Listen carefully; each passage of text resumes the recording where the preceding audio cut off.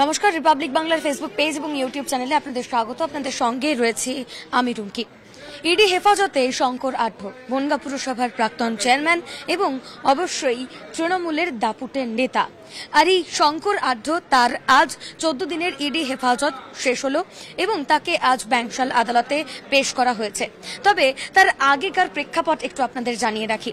আপনারা জানেন শঙ্কর আঢ্য যার বাড়িতে ম্যারাথন তল্লাশি চালিয়েছিল ইডির তদন্তকারী আধিকারিকরা, এবং তার শুধু বাড়িতেই নয়, তার শ্বশুর বাড়ি, তার একাধিক অফিস এবং এরই পাশাপাশি তার ভাইয়ের কারখানা, একাধিক জায়গায় শ্বশুর বাড়ি সহ একাধিক জায়গায় তল্লাশি তদন্ত অভিযান চালিয়েছিল তদন্তকারী সংস্থা ইডি।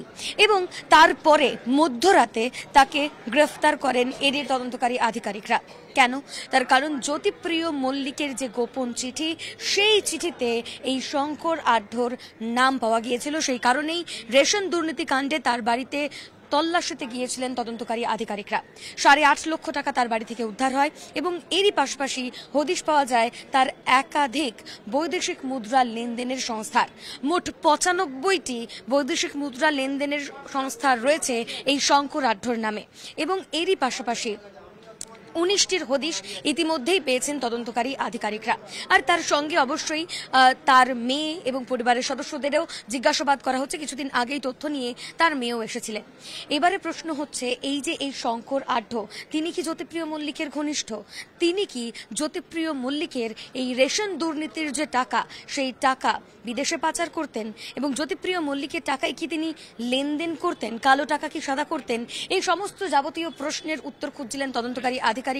এবং আজ 14 দিনের ইডি হেফাজত শেষে তাকে শিয়ালদার বিআর সিং হাসপাতালে স্বাস্থ্য পরীক্ষার জন্য নিয়ে যাওয়া হয় সিজিও কমপ্লেক্স থেকে। সেই সময় তাকে একাধিকবার প্রশ্ন করেছিল রিপাবলিক বাংলা যে জ্যোতিপ্রিয় মল্লিকের গোপন চিঠিতে আপনার নাম কি বলবেন?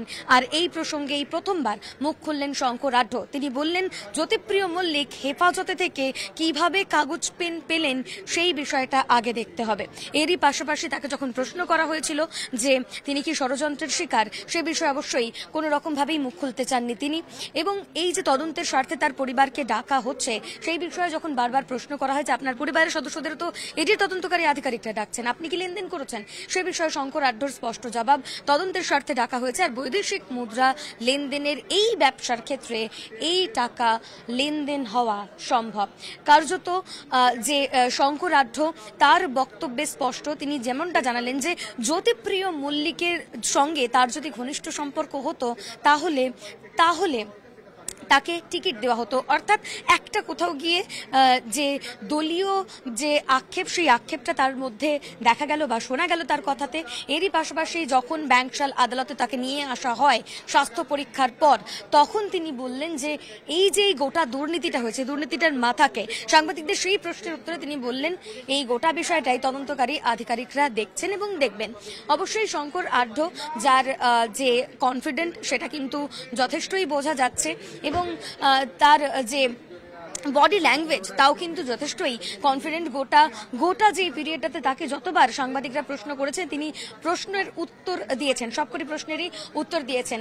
অন্যদিকে কেন্দ্রীয় বাহিনীর তত্ত্বাবধানে, কেন্দ্রীয় বাহিনীর নজরদারিতে, নিরাপত্তায় শঙ্কর আঢ্যকে সিজিও কমপ্লেক্স থেকে নিয়ে আসা হয়েছে বিআর সিং হাসপাতাল, এই ব্যাংশাল আদালতে। ইডির তদন্তকারী আধিকারিকরা মূলত যে তথ্যগুলি পেয়েছেন তাকে জিজ্ঞাসাবাদ করে, এবং এরই পাশাপাশি যে 19টি সংস্থার তথ্য ইডির আধিকারিকরা পেয়েছেন, যে টাকা উদ্ধার হয়েছে, সেই সমস্ত নথি আজ আদালতে পেশ করবেন। এবং ইডি সূত্রে যেমনটা খবর যে তারা জেল হেফাজতের আবেদন করবেন শঙ্কর আঢ্যর। রিপাবলিক বাংলা প্রত্যেকদিন নানা ধরনের খবর নিয়ে আপনাদের সামনে হাজির হয় কন্টেন্ট শর্টসের মাধ্যমে। তাই রিপাবলিক বাংলার যে সোশ্যাল মিডিয়া প্ল্যাটফর্মসগুলো রয়েছে, অর্থাৎ যে ফেসবুক পেজ রয়েছে, সেখানে আপনাদের নজর রাখতে হবে। রিপাবলিক বাংলার ইউটিউব চ্যানেলে আপনাদের নজর রাখতে হবে, যেখানে 24 ঘন্টা লাইভ স্ট্রিমিং চলে। সমস্ত খবরের আপডেট দেখার জন্য রিপাবলিক বাংলার হোয়াটসঅ্যাপ চ্যানেলেও আপনারা নজর রাখতে পারেন। অন্যান্য সমস্ত খবর, ব্রেকিং নিউজ আপডেটের জন্য দেখতে থাকুন রিপাবলিক বাংলা। নানা ধরনের কন্টেন্ট দেখার জন্য লাইক করুন, শেয়ার করুন আমাদের ফেসবুক পেজ, সাবস্ক্রাইব করুন আমাদের ইউটিউব চ্যানেল। পাশাপাশি অন্যান্য ব্রেকিং নিউজের জন্য অবশ্যই চোখ রাখুন রিপাবলিক বাংলায়।